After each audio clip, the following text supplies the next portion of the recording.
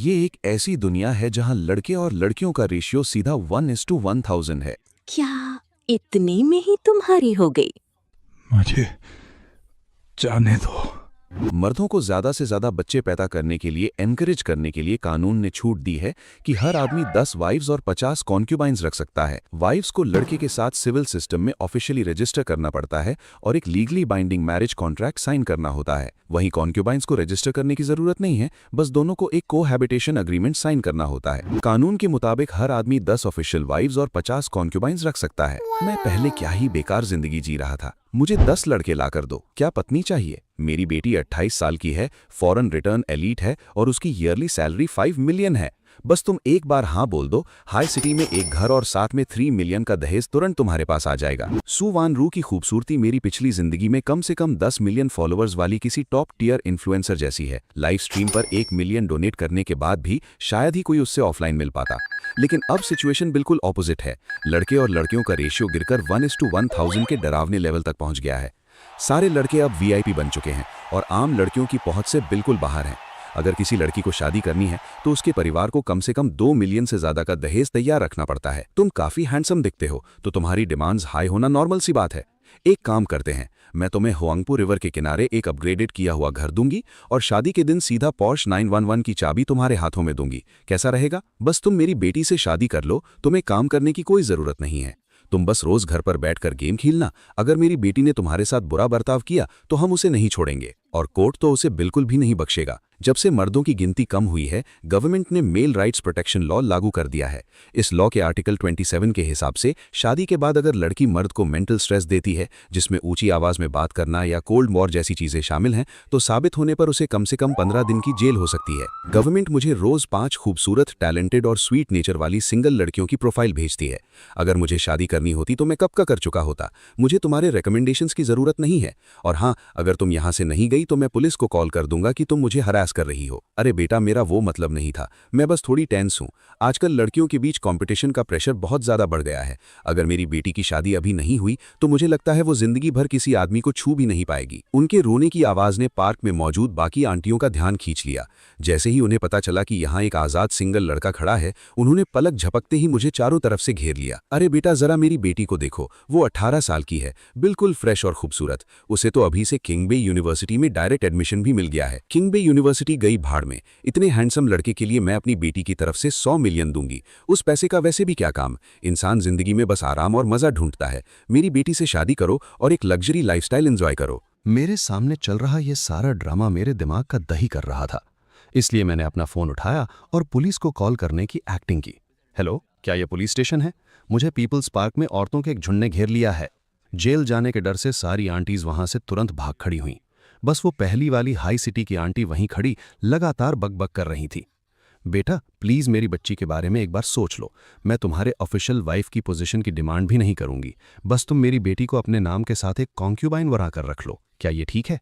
System से notification आया, congratulations host, आपने many wives many blessings system को सक्सेसफुली बाइंड कर लिया है। अब बस पत्नी बनाकर लाओ और बदले में एंडलेस दौलत और ओपी एबिलिटीज पाओ। कृपया 3 दिन के अंदर अपनी पहली पत्नी बनाएं। इसके रिवॉर्ड्स बहुत ही मैसिव होंगे। इस दुनिया में 25 साल बिताने के बाद सिस्टम आखिरकार तुम आ ही गए। मैंने पूछा, क्या मैरिज पवेलियन ऐप पर कॉन्क्यूबाइन बनाना भी शादी करने में गिना जाएगा? हाँ, बिल्कुल गिना जाएगा। जब तक वो लड़की होस्ट के साथ फिजिकल रिलेशनशिप में है और उसे ऑफिशियली रजिस्टर किया गया है, उसे पत्नी ही माना जाएगा। मैंने उस आंटी से कहा, तुम्हारी हालत देखकर मुझे तुम पर तरस आ रहा है। चलो ठीक है, मैं तुम्हारी बेटी को अपनी कॉन्क्यूबाइन बनाने के लिए मान जाता हूँ। बेटा, तुम तो मेरे लिए भगवान बनकर आए हो। तुम्हें अंदाजा भी नहीं है कि अपनी बेटी की शादी के टेंशन में मेरे रोज कितने बाल झड़ रहे थे। मैं अभी तुरंत तुम्हारे अकाउंट में 5 मिलियन का दहेज ट्रांसफर करती हूँ, ताकि तुम्हें मेरी सिंसेरिटी पर कोई शक ना रहे। बस 1 मिनट बाद ही मुझे नोटिफिकेशन आ गया, एली पे में 5 मिलियन क्रेडिट हो चुके हैं। आंटी ने कहा, आजकल फाइनेंशियल मॉनिटरिंग काफी स्ट्रिक्ट है, इसलिए मैंने रिमार्क्स में दहेज लिख दिया है। तुम प्लीज माइंड मत करना। वैसे मैंने अभी तक तुम्हें अपने परिवार के बारे में नहीं बताया। मेरा सरनेम शू है। वानरो के पापा की 3 साल पहले ओवरवर्क करने की वजह से मौत हो गई थी। लेकिन बेटा, तुम टेंशन मत लो, ऐसी चीज तुम्हारे साथ बिल्कुल नहीं होगी। मैंने तुरंत जवाब दिया, अरे कैसी बातें कर रही हो, मैं बिल्कुल फिट हूं, मेरी उम्र अभी बस 25 साल है। शू आंटी ने कहा, पिछले 3 सालों में मैंने चाइनीज मेडिसिन को बहुत गहराई से पढ़ा है और ट्रीटमेंट के मामले में मुझे काफी एक्सपीरियंस हो गया है। तुम बस आराम से एंजॉय करना। और हाँ बेटा, मेरा ख्वांगपो रिवर वाला घर बस यहीं आगे है, हम वहाँ चलकर भी जा सकते हैं। मैं तुम्हें बताती हूँ, मेरा वो घर टॉमसन रिवियरा जितना शानदार तो नहीं है, लेकिन वहाँ से रिवर का फर्स्ट क्लास व्यू मिलता है। वो 180 स्क्वायर मीटर बड़ा है और जब मैंने उसे खरीदा था तब उसकी कीमत 20 मिलियन थी। बाद में अगर तुम अपनी मेन वाइफ को भी वहाँ लाकर रखना चाहो तो आराम से रख सकते हो। वैसे तो मैं अब रिटायर हो चुकी हूँ, लेकिन अभी भी कंपनीज के लिए कंसल्टेंट के तौर पर काम करके पैसे कमा सकती हूँ। मुझे अचानक से इंटरनेट की वो लाइन याद आ गई कि 60 के बाद तो असली मेहनत शुरू होती है। मैंने कहा, आंटी आप भी ज़्यादा स्ट्रेस मत लीजिए, काम के साथ आराम भी बहुत ज़रूरी है। आप रिटायर होने के बाद वापस काम कर रही हैं तो अब आपको इंश्योरेंस के बेनिफिट्स भी नहीं मिलेंगे। ऐसे में बीमार पड़ने पर बहुत भारी खर्चा हो सकता है। आंटी ने कहा, बेटा इस घर को शादी के लिए फिर से रेनोवेट करने की कोई ज़रूरत नहीं है। मैंने जानबूझकर यहाँ पहले शिफ्ट नहीं किया। ये सब वानरू ने अकेले मैनेज किया है। मैं अपनी बेटी की तारीफों के पुल नहीं बांध रही हूँ, सच में वो बहुत कमाल की है।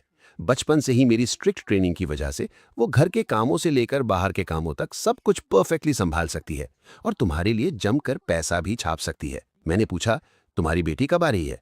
मेरी अभी तक उससे कोई मुलाकात नहीं हुई है। अरे, मेरा भी दिमाग सठिया गया है, मैं तो उसे इन्फॉर्म करना ही भूल गई। बेटा, मैं अभी वानरू को कॉल करती हूँ और उसे अपना सारा काम छोड़कर तुरंत तुमसे मिलने आने को कहती हूँ। दूसरी तरफ वानरू ऑफिस में परेशान थी क्योंकि उसकी सबसे बड़ी दुश्मन को उससे पहले पति मिल गया था और अब वो उसकी बॉस बन बैठी थी। काम में वो वानरू को हरा नहीं सकती थी, इसलिए अब वो अपनी पावर का इस्तेमाल करके उसे दबाने की कोशिश कर रही थी। तभी शू आंटी का कॉल गया। बेटा, तुम जल्दी से घर आ जाओ, मैंने तुम्हारा 5 मिलियन का दहेज भी उसे ट्रांसफर कर दिया है। अगर तुम आने में और लेट करोगी तो ये लड़का परेशान हो जाएगा और ये पैसे भी वापस नहीं मिलने वाले। वानरू पहले से ही प्रमोशन ना मिलने की वजह से फ्रस्ट्रेट थी और अब उसकी माँ ने बिना उससे पूछे किसी अनजान को इतने पैसे दे दिए। उसने चिढ़कर कहा, 5 मिलियन का दहेज? मैंने तो अभी तक उस इंसान की शक्ल तक नहीं देखी है। आप बिना मेरी मर्जी के किसी को दहेज कैसे दे सकती हैं? अगर मुझे वो लड़का पसंद नहीं आया तो आप जल्दी से उसे वहीं रोक कर रखिए, मैं खुद आकर इस माल की क्वालिटी चेक करूंगी। आंटी बड़बड़ाई, अरे लड़की, क्या तू मुझे अपनी बाकी की जिंदगी जेल में सड़ते हुए देखना चाहती है? आधा घंटा हो चुका है, ये पागल लड़की अभी तक क्यों नहीं आई?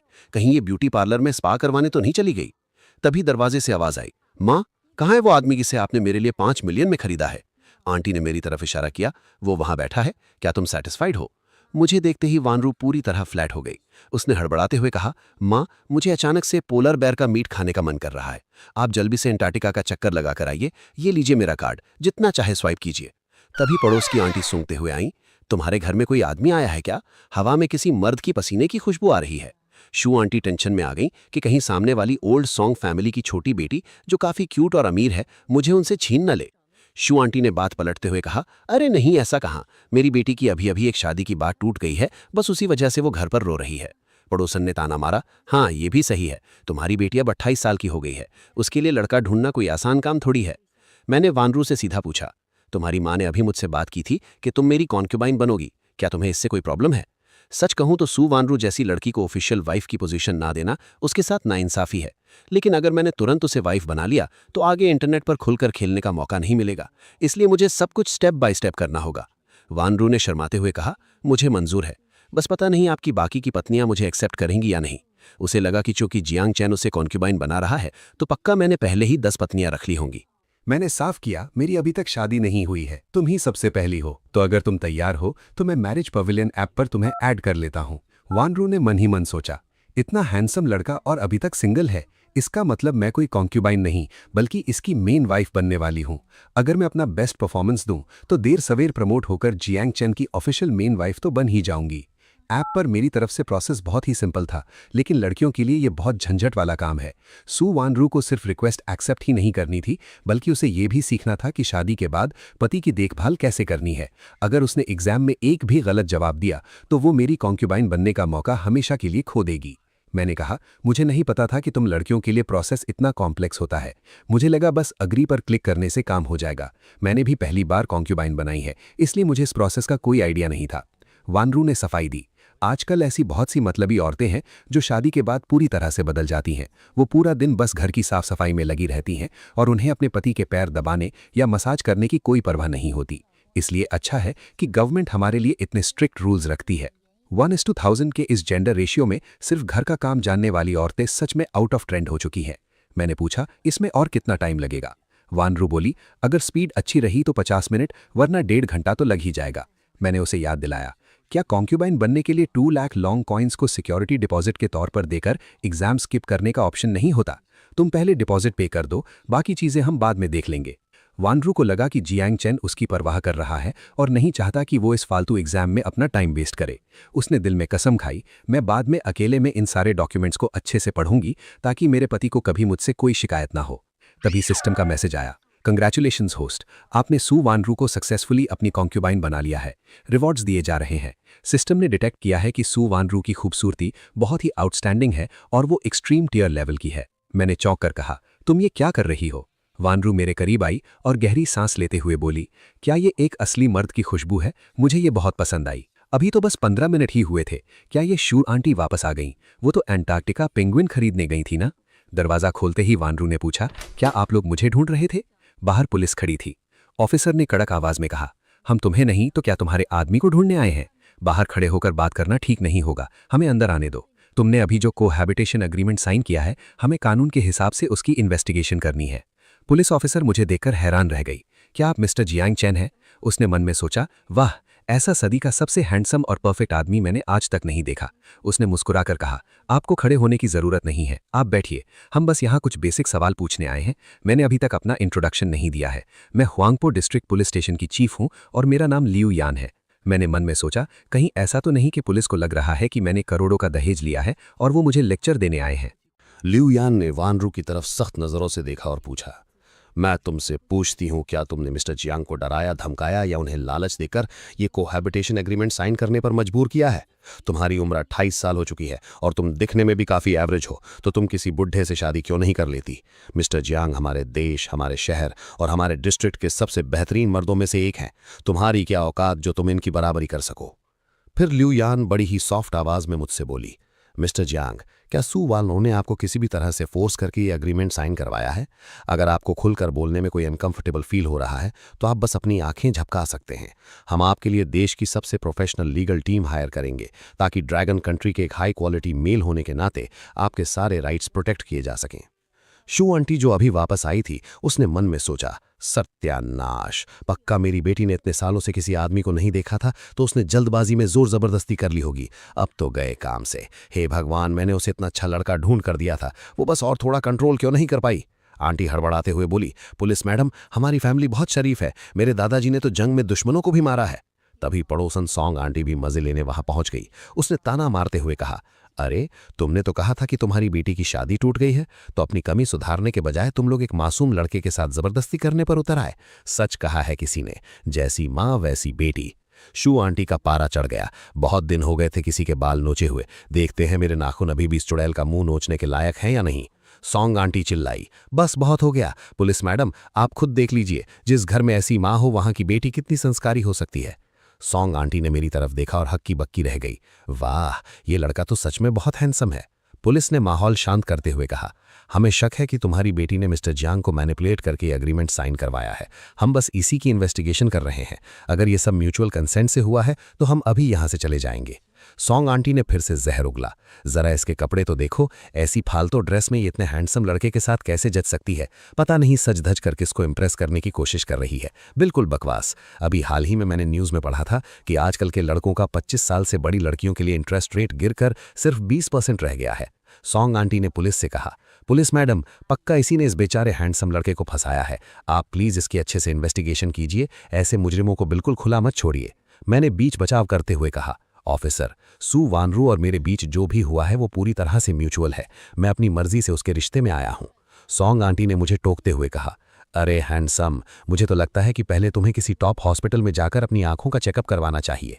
लियू यान ने वानरू से पूछा, जियांग चेन के साथ तुम्हारा क्या रिलेशनशिप है? वानरू ने झिझकते हुए जवाब दिया, पति और कॉन्क्यूबाइन का। लियू यान ने अगला सवाल दागा, तो मिस वानरू, तुम्हारा दहेज कितना था? वानरू ने डरते हुए कहा, 5 मिलियन। मैंने मन में सोचा, आखिर बात मुझ तक आ ही गई। किसी से 5 मिलियन का भारी भरकम दहेज लेने के जुर्म में कहीं मुझे सच में जेल न हो जाए। लियू यान ने मुंह बनाते हुए कहा, इतने आउटस्टैंडिंग लड़के के लिए सिर्फ 5 मिलियन का दहेज?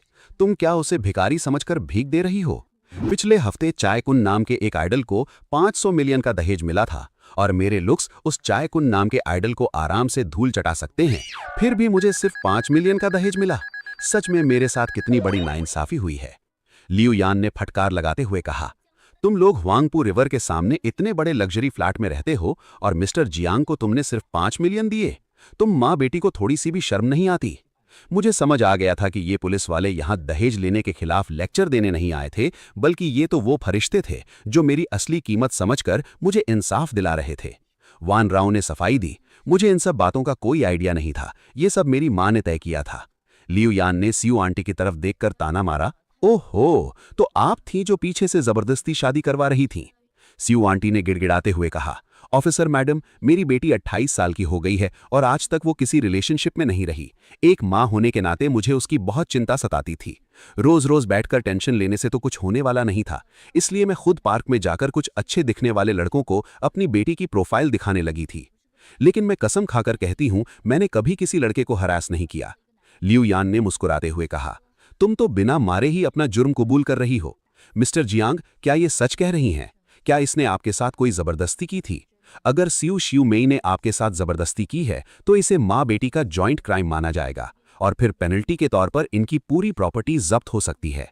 सॉन्ग आंटी बीच में कूद पड़ी, बिल्कुल जबरदस्ती की होगी। ये सियू शियू मेई हमेशा से ऐसी ही घटिया चालें चलती आई है। मैंने तुरंत कहा, नहीं, मेरे साथ कोई जबरदस्ती नहीं हुई है। सियू आंटी ने मुझसे पूरे 1 मीटर का डिस्टेंस बनाया रखा था और मुझे बस अपनी बेटी का प्रोफाइल कार्ड दिखाया था। और सच कहूं तो सू वान राव की फोटो देखते ही मैं पहली नजर में उस पर फिदा हो गया था। लियू यान ने सांस छोड़ते हुए कहा, मिस्टर जियांग, मुझे लगता है आपको सच में एक बार हॉस्पिटल जाकर अपनी आंखों का चेकअप करवाना चाहिए। दहेज के मामले में ये लोग बिल्कुल भी स्टैंडर्ड्स मीट नहीं करते। लियू यान ने वान राव से कहा, अगर तुम्हारा दहेज सिर्फ इतना सा है तो मेरी मानो तुम शादी करने का ख्याल ही छोड़ दो। वान राव ने तुरंत घबरा कर कहा, नहीं, मैं अपने पति को दहेज में 15 मिलियन और देने के लिए तैयार हूं और इसके साथ ही मैं ये घर भी पूरी तरह से इनके नाम कर दूंगी। अगर कल को ये मुझे छोड़ना भी चाहें या फिर मैं एक अच्छी पत्नी बनने में फेल हो जाऊं तो मैं इस घर पर कभी कोई हक नहीं जताऊंगी और मैं अभी इसी वक्त प्री नप्चुअल अग्रीमेंट साइन करने के लिए तैयार हूं। सियू आंटी ने पहले मुझसे कहा था कि घर हम दोनों के बीच आधा आधा बटेगा, लेकिन अब सू वान राव ने इस प्राइम लोकेशन वाला पूरा का पूरा लग्जरी फ्लैट सीधा मेरे नाम कर दिया था, जिसकी टोटल वैल्यू कम से कम 60 मिलियन के करीब थी। लियू यान ने सिर हिलाया, हाँ, अब जाकर बात कुछ सही लग रही है। वैसे मैं तुम्हें एक बात याद दिला दूं, तुम यहाँ सिर्फ एक कॉन्क्यूबाइन हो, इसलिए लीगल टर्म्स में इसे प्री नप्चुअल एग्रीमेंट नहीं कहा जाएगा, इसे वॉलंटरी गिफ्ट माना जाएगा। मैंने मन में सोचा, ये कोई वर्जन T0 का कैरेक्टर नहीं है, ये तो सीधा कुथुलू लेवल का अनडिफाइंड बॉस है। वान रू ने तुरंत हामी भरी, हाँ, मैं अपनी पूरी मर्जी से ये घर अपने पति को गिफ्ट कर रही हूँ, क्या आपको ये मंजूर है? लियो यान ने मेरी तरफ देखा और बोली, अगर आपको ये ऑफर पसंद नहीं है तो आप मना कर सकते हैं। एक फ्रेंडली एडवाइस दूं, डेस्टिनी 520 ऐप पर आपको रोजाना जो लड़कियां रेकमेंड की जाती हैं उनमें से हर एक लड़की सू वान रू से कहीं ज्यादा बड़ा दहेज देने के लिए तैयार होगी। सू वान रू ने शर्मिंदगी से अपना सिर झुका लिया। वो खुद से नफरत कर रही थी कि उसने जिंदगी में और ज्यादा मेहनत क्यों नहीं की ताकि वो मुझे एक भारी भरकम दहेज दे सके। मैंने थोड़ा नाटक करते हुए अपना सिर हाँ में हिलाया और सोचा, ये प्यार का बुखार सच में इंसान को पागल कर देता है। जब सू वान रू ने देखा कि मैंने बिना झिझके उसे चुन लिया है तो उसकी आंखों से आंसू छलक पड़े। शियू आंटी ने सोचा, इतना हैंडसम, टैलेंटेड और ऊपर से पैसों का बिल्कुल भी लालची नहीं, ऐसा दामाद ढूंढने से भी कहाँ मिलेगा। ये तो सपने में भी सोचना मुश्किल था और आज मेरे सामने हकीकत में ऐसा हो रहा था। लियू यान में एक लंबी सांस छोड़ते हुए कहा, सच में असल जिंदगी फिल्मों से भी ज्यादा ड्रामेटिक होती है। ठीक है, तो सू वान रू का इंटरोगेशन यहीं खत्म होता है। अब मैं मिस्टर जैंग से कुछ सवाल पूछना चाहती हूँ। मैंने सीधे बैठकर खुद को तैयार किया। मेरी जिंदगी में ये पहला मौका था जब पुलिस मुझसे पूछताछ कर रही थी, इसलिए मैं थोड़ा नर्वस फील कर रहा था। लियू यान ने पूछा, आपका वीचैट आईडी क्या है? सू वान रू को पूरा शक हो गया था कि लियू यान उसके आदमी पर डोरे डालने की कोशिश कर रही है, लेकिन डर के मारे वो अपने मुंह से एक शब्द भी नहीं निकाल पाई। मैंने बिना कोई नखरे किए अपना फोन निकाला और अपनी वीचैट आईडी लियू यान को दिखा दी। लियू यान आईडी देखते हुए अपने नोटपैड पर कुछ लिखने की एक्टिंग करने लगी। अजीब बात यह थी कि उसका पेन तो चल रहा था लेकिन कागज पर कोई इंक नहीं छप रही थी। दरअसल लियू यान ने चुपचाप मेरे 16 डिजिट के वीचैट आईडी को अपने दिमाग में रट लिया था। इसके बाद वो वहां से जाने के लिए तैयार हो गई। चलिए, अब हम आप लोगों को और डिस्टर्ब नहीं करेंगे। मेरी दुआ है कि आप दोनों की जिंदगी में हमेशा मिठास बनी रहे और जल्द ही आपके घर कोई खुशखबरी आए। जैसे ही दरवाजा खुला, बाहर से एक जोरदार आउच की आवाज आई। ये और कोई नहीं बल्कि सॉन्ग शुफैन आंटी थी जो छुपकर हमारी बातें सुन रही थीं। शिव आंटी ने ताना मारा, लो जी, आ गई एक और चुड़ैल जिसे कोई मर्द घास नहीं डालता। ये सुनते ही पुलिस वालों के चेहरे की मुस्कान गायब हो गई और उनका चेहरा गुस्से से लाल हो गया। वो सब एक साथ शिव शिव मई को घूरने लगे। सबने मन में सोचा, तुम्हें गाली देनी है तो किसी एक को दो ना, हम सबको बीच में क्यों घसीट रही हो। सोंग शुफेन गाली सुनने के बाद भी गुस्सा नहीं हुई। उसने सीधा शिव शिव मई को पलटकर जवाब दिया, तुम ये मत भूलो कि मेरी बेटी तुम्हारी बेटी से पूरे 10 साल छोटी है। देखना आने वाले टाइम में तुम्हारी बेटी का आदमी पक्का। जू शू में को याद आया कि कैसे इसी औरत की वजह से उसकी जवानी बर्बाद हुई थी और अब ये उसके दामाद को भी छीनने की फिराक में थी। बिना कुछ सोचे उसने सीधा एक जोरदार तमाचा सोंग शुफेन के गाल पर जड़ दिया। थप्पड़ पड़ते ही सोंग शुफेन भी लड़ने के लिए तैयार हो गई। लिू यान ने अपने ऑफिसर से कहा, तुम लोग यहीं रुककर इस मामले को सुलझाओ, मुझे पुलिस स्टेशन में कुछ काम है। लिू यान मन में सोच रही थी, अगर जियांग चैन जैसा लड़का सू वान रू को पसंद कर सकता है तो इसका मतलब मेरे पास भी पूरा चांस है। आजकल ऐसे प्यार में अंधे होने वाले लड़के आसानी से नहीं मिलते। User does not exist, please check the information and try again. Liu Yan ने फोन देखते हुए कहा, कहीं मैं कैपिटल आई और 1 के बीच कंफ्यूज तो नहीं हो गई, मैं एक बार फिर से ट्राई करती हूँ। लिू यान ने लाल आंखों के साथ 99 बार ट्राई किया और आखिरकार हार मान ली। उसने गहरी सांस लेते हुए कहा, उफ, आजकल के मर्द सच में बहुत चालाक हो गए हैं। और इधर घर के अंदर सू वानरू अपनी मां को लड़ता हुआ छोड़कर सीधे मेरे पास आई और बड़े प्यार से बोली, पतिदेव, आपको भूख लगी होगी ना, मैं अभी आपके लिए खाना बनाती हूँ।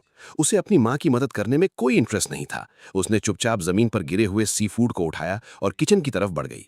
जू आंटी लड़ते हुए चिल्लाई, बिल्कुल सही वानरू, तुम्हें यही करना चाहिए। शादी के बाद हमेशा अपने पति को पहली प्रायोरिटी देनी चाहिए, तभी जिंदगी में खुशियां और शांति बनी रहती हैं।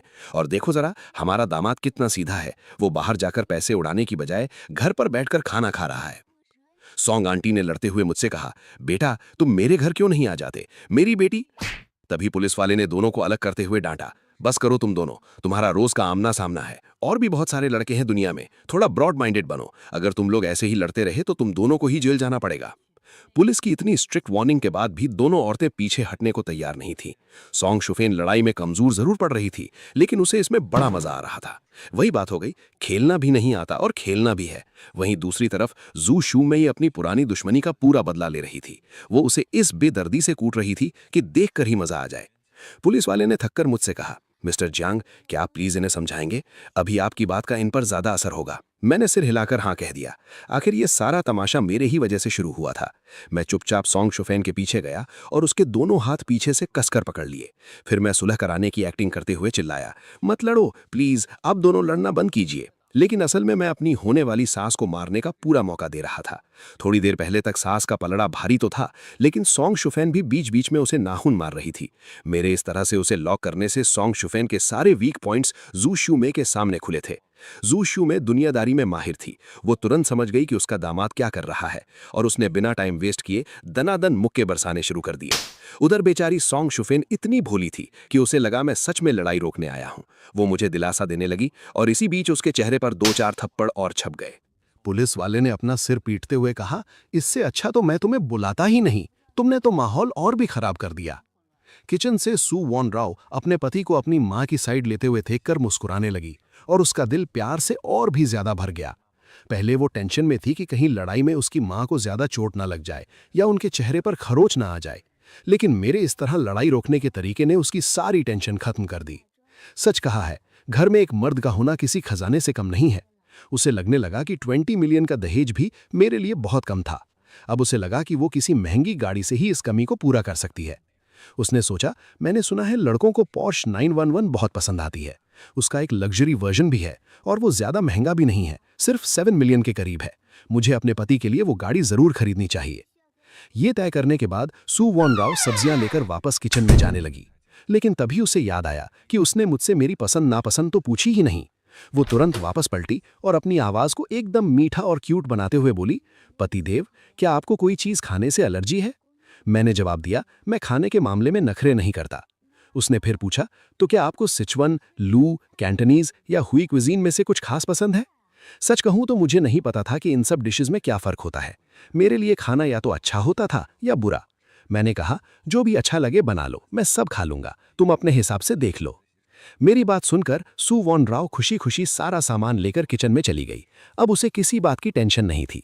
और घर के बाहर हॉलवे में ये लड़ाई तब तक चलती रही जब तक एक्सयू श्यू में के हाथ थक कर चूर नहीं हो गए। पुलिस वालों को भेजने के बाद जब मैं घर लौटा तो देखा कि किचन में सू वॉन राव मेरे लिए पूरी लगन से सी फूड सूप बना रही थी। लिविंग रूम में एक्स आंटी मेरी बहुत खातिरदारी कर रही थी। दामाद जी, आप तब तक कुछ फल खाइए, मैं किचन में वॉन राव की मदद करके आती हूँ। आंटी ने कहा, आप आराम से सिगरेट पीजिए, हमारे घर में सॉफ्ट चुंघवा सिगरेट के इतने पैकेट्स पड़े हैं कि खत्म ही नहीं होंगे। जब वॉन राव के पापा जिंदा थे तब मैंने उनका अटेंशन पाने के लिए ये सब स्टॉक करके रखा था। और शराब में आप क्या लेना पसंद करेंगे? 60 ईयर ओल्ड माउताई या फिर रोमनी कॉन्टी? यूशू में आज न सिर्फ अपनी बेटी के लिए एक परफेक्ट दामाद ढूंढने में कामयाब हुई थी, बल्कि उसने अपनी सालों पुरानी खुन्नस भी निकाल ली थी। वो इतनी खुश थी जैसे हवा में उड़ रही हो, लेकिन उसे इस बात का बिल्कुल अंदाजा नहीं था कि पड़ोस में सोंग शूफेन ने अपना बदला लेने का प्लान तैयार करना शुरू कर दिया था। फ्लैट 2502 में सोंग यूतांग ने अपनी माँ का सूजा हुआ चेहरा देखकर हैरानी से पूछा, माँ, आपके चेहरे को ये क्या हो गया? यूतांग को वर्कआउट करते समय ईयरफोन लगाने की आदत थी, इसलिए बाहर क्या तमाशा हुआ उसे कुछ पता नहीं चला था। माँ ने चिढ़कर कहा, तुम मेरी चोट को छोड़ो, तुम्हें पड़ोस की सू वॉन राव के बारे में पता है? यूतांग ने मुंह बनाते हुए कहा, हाँ पता है, वही पड़ोस वाली बूढ़ी औरत जिसे कोई घास नहीं डालता। माँ ने कहा, आज उसकी शादी हो गई है और उसका आदमी 1.9 मीटर लंबा है और दिखने में भी हद से ज्यादा हैंडसम है। यूतांग के होश उड़ गए, क्या ऐसा नहीं हो सकता?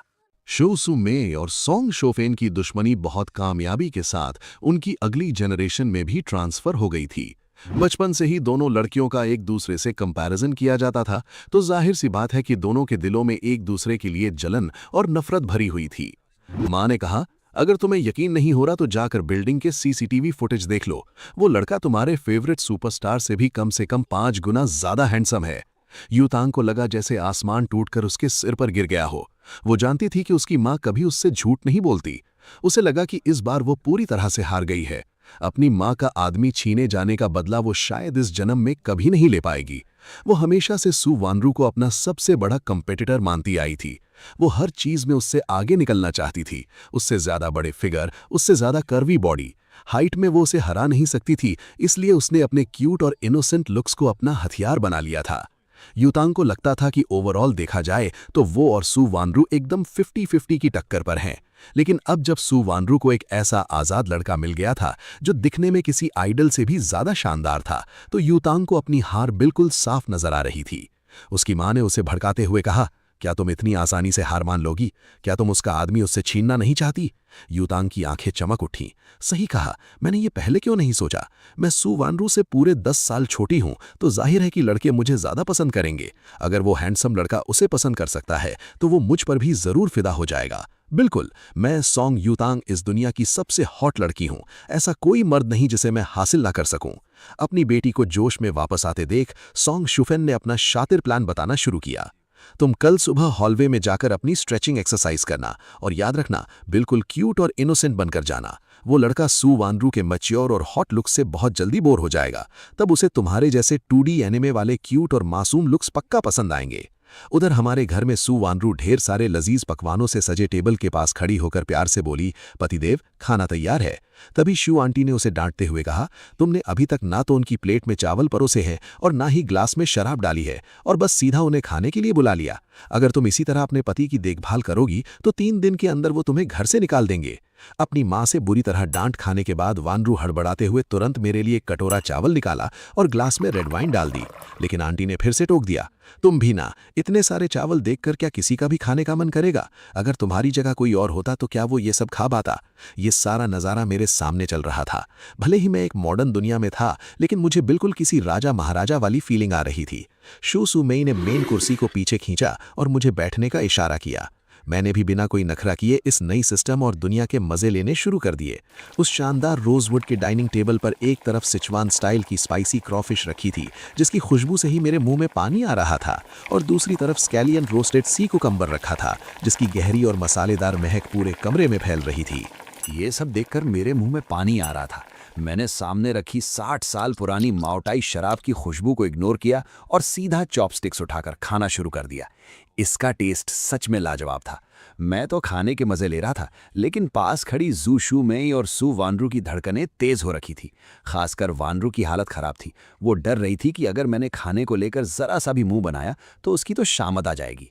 जब उन्होंने देखा कि मैं बड़े चाव से खाना खा रहा हूं, तो उन दोनों ने एक साथ चैन की सांस ली। खाना खत्म होने के बाद जू शू मेई ने अपनी बेटी को बर्तन समेटते देखा और मन ही मन अपना सिर पीट लिया कि ये लड़की कितनी बेवकूफ़ है।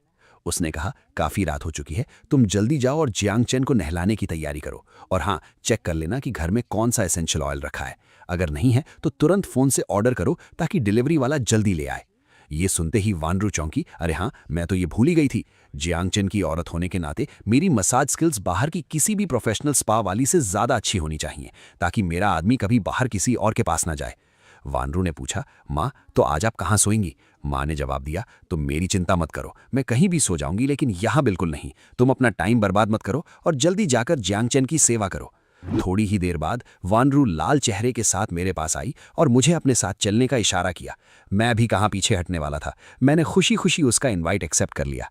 पता नहीं कितना टाइम बीत गया था, वानरू का पूरा शरीर थकान से चकनाचूर हो रहा था। उसने सपने में भी नहीं सोचा था कि ये सब इतना थका देने वाला काम हो सकता है। अगले दिन सुबह 11:30 बजे वानरू मेरी बाहों में बाहें डालकर मुझे अपने साथ कंपनी ले जाने के लिए तैयार थी। वो अपना डायरेक्टर का रुतबा वापस छीनना चाहती थी और साथ ही पूरी कंपनी को दिखाना चाहती थी कि उसका पति कितना शानदार और परफेक्ट है। अचानक वानरू के पेट के निचले हिस्से में तेज दर्द उठा। ऐसा लग रहा था कि कल रात में कुछ ज़्यादा ही वाइल्ड हो गया था और मैंने वानरू के कमज़ोर स्टैमिना का बिल्कुल भी ध्यान नहीं रखा था। जैसे ही हमने दरवाज़ा खोला, सामने सॉन्ग युतांग एक योगा मैट पर लेटकर पूरी लगन से स्ट्रेचिंग कर रही थी। उसका हर एक पोज पूरी तरह से जवानी के जोश और क्यूटनेस से भरा हुआ था। उसे देखते ही वानरू गुस्से से दांत पीसने लगी। उसे पूरा शक हो गया था कि ये चुड़ैल जानबूझकर उसके पति को लाइन मारने आई है, लेकिन वो मेरे सामने तमाशा खड़ा नहीं कर सकती थी। वो मुझे अपना गुस्से वाला जंगली रूप नहीं दिखाना चाहती थी। वानरू ने मीठी स्माइल देते हुए प्यार से कहा, क्या बात है छोटी बहन, तुम यहाँ हॉलवे में स्ट्रेचिंग कर रही हो? फिगर काफ़ी अच्छा मेंटेन किया है। युटांग ने वानरू को पूरी तरह से इग्नोर मार दिया और अपनी उंगली से अपनी टांग की तरफ इशारा करते हुए कहा, बड़े भैया, मेरी टांग में यहाँ बहुत खिंचाव हो रहा है, क्या आप प्लीज़ यहाँ आकर मेरी थोड़ी सी मसाज कर देंगे? युटांग को देखते ही मुझे समझ आ गया था कि ये उन एनिमे वाली लड़कियों जैसी है जो दिमाग तो बहुत लगाती हैं, लेकिन असल में बड़ी बेवकूफ़ और मासूम होती है। मैंने उसे सीधा कोई जवाब नहीं दिया, बल्कि बगल में खड़ी वानरू से पूछा, तुम्हारा क्या ख्याल है, क्या मुझे उसे स्ट्रेचिंग में मदद करनी चाहिए? वानरू खुशी से फूलकर कुप्पा हो गई। उसने सोचा, मेरा पति मुझसे मेरी राय मांग रहा है। ये सच में कितना रोमांटिक है। अगर इसकी जगह कोई और लड़का होता तो वो कब का अपनी पत्नी को कूड़ेदान में फेंककर इस लड़की के पास पहुंच गया होता। लेकिन जियांग चेन बिल्कुल अलग है, वो मेरी फीलिंग्स की कदर करता है। ये सोचकर वानरू के अंदर मना करने की हिम्मत ही नहीं बची। अगर वो मना करती तो मैं उसे एक छोटी सोच वाली और जलनखोर औरत समझता, और ऊपर से वो थी तो बस एक कॉन्क्यूबाइन ही, और कॉन्क्यूबाइंस के पास अपने पति को किसी और औरत को देखने से रोकने का कोई हक नहीं होता।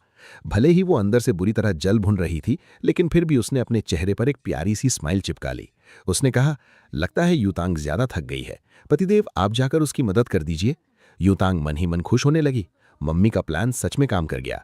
बस थोड़ा सा इंतजार, जैसे ही ये हद से ज्यादा हैंडसम भैया मेरे पास झुकेंगे और मेरी सॉफ्ट स्किन को फील करेंगे तो शादी का प्रपोजल बस कुछ ही दूर होगा, और तब मैं इनकी मेन ऑफिशियल वाइफ बन जाऊंगी। फिर ये बूढ़ी और बदसूरत वानरू सिर्फ एक मामूली कॉन्क्यूबाइन बनकर रह जाएगी। मैं उससे रोज अपने पैर दबवाऊंगी, उसे अपने जूतों के नीचे रखूंगी और अपनी माँ का पूरा बदला लूंगी। युतांग दर्द का नाटक करते हुए बोली, आउच, बड़े भैया यहीं पर बहुत दर्द हो रहा है। वो इतनी एक्साइटेड थी कि उसने अपनी सांसें रोक लीं। उसका दिल जोर जोर से धड़क रहा था, लेकिन मैंने उसकी स्किन को हाथ तक नहीं लगाया, बल्कि मैंने उसके नीचे बिछे योगा मैट को कसकर पकड़ लिया, और अगले ही सेकंड मैंने उस योगा मैट को एक झटके में पीछे की तरफ खींच लिया। युतांग धड़ाम से मैट पर गिर पड़ी और उसकी हालत खराब हो गई। उसने चिल्लाते हुए कहा, आउच, भैया आप ये क्या कर रहे हैं? वानरू भी ये देखकर पूरी तरह से कंफ्यूज हो गई। वानरू ने सोचा, ये क्या हो रहा है? कहीं मेरा पति इतना उतावला तो नहीं हो गया कि वो इसे यहीं हॉलवे में ही निपटाने वाला है? ये कुछ ज्यादा ही फास्ट नहीं हो गया? लेकिन ये भी सच है कि हर मर्द को हमेशा नया माल ही पसंद आता है। मैंने युतांग को मैट समेत घसीटते हुए फ्लैट 2502 के दरवाजे तक पहुंचा दिया। फिर मैंने पीछे खुले हुए लिफ्ट के दरवाजे की तरफ इशारा करते हुए उसे सेफ्टी का ज्ञान देना शुरू किया। तुम लिफ्ट का रास्ता रोक कर बैठी थी, ये बहुत खतरनाक हो सकता है। इतना बोलने के बाद मैं वापस वानरू के पास गया और उसे बड़े प्यार से अपनी बाहों में उठा लिया। वानरू को ऐसा लगा जैसे दुनिया भर की खुशियां उसे मिल गई हों और उसकी सारी टेंशन छू मंतर हो गई। उसने अपने हाथ मेरी गर्दन में डाल लिए और अपना चेहरा मेरे चौड़े सीने में छुपा लिया। युतांग गुस्से से थर-थर कांप रही थी। उसे यकीन ही नहीं हो रहा था कि एक आदमी होने के बावजूद मेरा सेल्फ कंट्रोल इतना तगड़ा कैसे हो सकता है। जब हम हुआंगपू रिवर के पास वाली बिल्डिंग के अंडरग्राउंड बेसमेंट में पहुंचे तो वहां की अमीरी सच में पागल कर देने वाली थी। मैं मुश्किल से 100 मीटर भी नहीं चला था और मैंने वहां 3 मेबैक और 5 रोल्स रॉयस गाड़ियां खड़ी देख लीं। लेकिन जब मैं वानरू की पार्किंग स्पेस के पास पहुंचा तो मैं हक्का बक्का रह गया। वानरू एक छोटी सी खटारा ईवी कार चलाती थी जिसकी कीमत 1 लाख से भी कम थी। सोचो, उसकी एक दिन की सैलरी भी इस कार से कहीं ज्यादा थी। मैंने हैरानी से पूछा, क्या तुम्हारी साल की कमाई 5 मिलियन नहीं है? फिर तुम ये डिब्बा क्यों चला रही हो? पैसे बचाने के लिए। मुझे वानरू का पैसा खर्च करने का लॉजिक कुछ समझ नहीं आ रहा था। मेकअप, कपड़े, बैग्स और यहाँ तक कि उसकी स्टॉकिंग्स भी एकदम टॉप ब्रांड की होती थी। तो फिर कार के मामले में इतनी कंजूसी क्यों? मैंने कहा, इंसान पैसे बचाने के बाद उसे खर्च ही तो करता है ना। अगर तुम एक अच्छी गाड़ी खरीदोगी तो तुम्हारी सेफ्टी भी बढ़ेगी। वानरू ने प्यार से कहा, पतिदेव, मैं आपको सच बताती हूँ, आप प्लीज गुस्सा मत कीजिएगा। असल में मैं वो सारे पैसे अपने दहेज के लिए बचा रही थी। ये सुनते ही मेरा दिमाग पूरी तरह से सुन्न पड़ गया। तो इस सारी कंजूसी का असली जिम्मेदार मैं खुद था। सच कहूं तो आजकल लड़कियां एक लड़के से शादी करने के चक्कर में पूरी तरह से कंगाल हो रही हैं। मैंने प्यार से कहा, तुम्हें कौन सी कार पसंद है? बताओ, मैं तुम्हारे लिए खरीदूंगा। वानरू ने मना करते हुए कहा, अरे नहीं पतिदेव, आप मेरे ऊपर अपने पैसे बिल्कुल खर्च मत कीजिए। अगर एक औरत अपने आदमी से पैसे खर्च करवाती है तो ये बहुत बड़ा अपशकुन माना जाता है। आज हाईफाई फाइनेंशियल कंपनी की सालाना बोर्ड ऑफ डायरेक्टर्स की मीटिंग थी। जो डायरेक्टर्स पूरे साल अपनी आज़ादी के मजे लेते रहते थे, उन्हें भी आज की इस मीटिंग में शामिल होने के लिए वापस शहर लौटना पड़ा था। मीटिंग में बैठने वाले लोग कम से कम वाइस प्रेसिडेंट की पोस्ट वाले थे। वानरू जैसे मिडिल मैनेजमेंट वालों को मीटिंग में बैठने की परमिशन तो नहीं थी, लेकिन उन्हें स्टैंड बाय पर रहना पड़ता था। वानरू ने मुझसे कहा, पतिदेव, आज का दिन थोड़ा अलग है। कंपनी पहुंचने के बाद आप प्लीज मेरे केबिन में ही रुकिएगा। मैंने कहा, ठीक है। जब मैं ऑफिस एरिया में घुसा तो जो लड़कियां बोर होकर उबासियां ले रही थी वो मुझे देखते ही पूरी तरह से एक्टिव हो गई। उनका जोश देखकर लग रहा था जैसे उन्होंने रेड बुल के पूरे 10 कैन एक साथ पी लिए हों। लड़कियां चिल्लाईं, डायरेक्टर सू, क्या ये आपके कोई रिश्तेदार हैं? क्या आप इनके साथ मेरी डेट फिक्स करा सकती हैं? ओए हैंडसम, जरा मेरी तरफ तो देखो, मैं भी सिंगल हूं। वानरू ने गुस्से में कहा, ये मेरा आदमी है। क्या तुम लोगों ने पहले कभी कोई मर्द नहीं देखा? इस तरह से पागलों की तरह बर्ताव क्यों कर रही हो? एक लड़की ने जवाब दिया, डायरेक्टर सू, हम आपकी तरह किस्मत वाली कहां जो हमें इतना बढ़िया लड़का मिल जाए, और ऊपर से इतने मस्त फिगर वाले लड़के आजकल कहां ही देखने को मिलते हैं। दूसरी ने मुझसे पूछा, ओए हैंडसम, क्या तुम्हारा कोई दोस्त भी है? हमें भी मिलवाओ ना। बाकी लड़कियां भी चिल्लाईं, हाँ, हमें भी मिलवाओ। सारी लड़कियों ने एक बार फिर मुझे चारों तरफ से घेर लिया। वानरू का तो सर दर्द से फटने लगा था। वो सोच रही थी, जब मैं यहाँ खड़ी हूं तब इनकी ये हिम्मत है। अगर मैं यहाँ नहीं होती तो शायद ये लड़कियां जियांग चैन को कच्चा ही चबा जाती। वानरू ने डांटते हुए कहा, आज हाईफाई की बोर्ड मीटिंग है, तुम सब काम पर फोकस करो। क्या तुम सब ने रिपोर्ट्स का डेटा दोबारा से चेक कर लिया है? अगर कोई भी गलती निकली तो मैं तुम में से किसी को भी नहीं छोड़ूंगी। डर के मारे सारी लड़कियां चुपचाप अपनी सीट पर वापस लौट गई, लेकिन मन ही मन वो सब उसे गालियां दे रही थी। अगर इतनी ही जलन होती है तो अपने आदमी को कंपनी में लेकर ही क्यों आती हो? एक तरफ दुनिया को शो ऑफ भी करना है और दूसरी तरफ ये डर भी है कि कहीं कोई इसके आदमी को उड़ा ना ले। कितनी छोटी सोच है इसकी। वानरू मुझे सीधा अपने पर्सनल कैबिन में ले गई। अब उसकी हिम्मत नहीं हो रही थी कि वो मुझे बाकी डिपार्टमेंट्स के आसपास भटकने दे। पहली बात, वो लड़कियां उसके कंट्रोल में नहीं थीं, और दूसरी बात, HR डिपार्टमेंट की लड़कियां कुछ ज्यादा ही पागल थीं। अगर मैं वहां चला गया तो वो बिल्कुल ऐसा होगा जैसे किसी भेड़ को भूखे शेरों के पिंजरे में डाल दिया हो।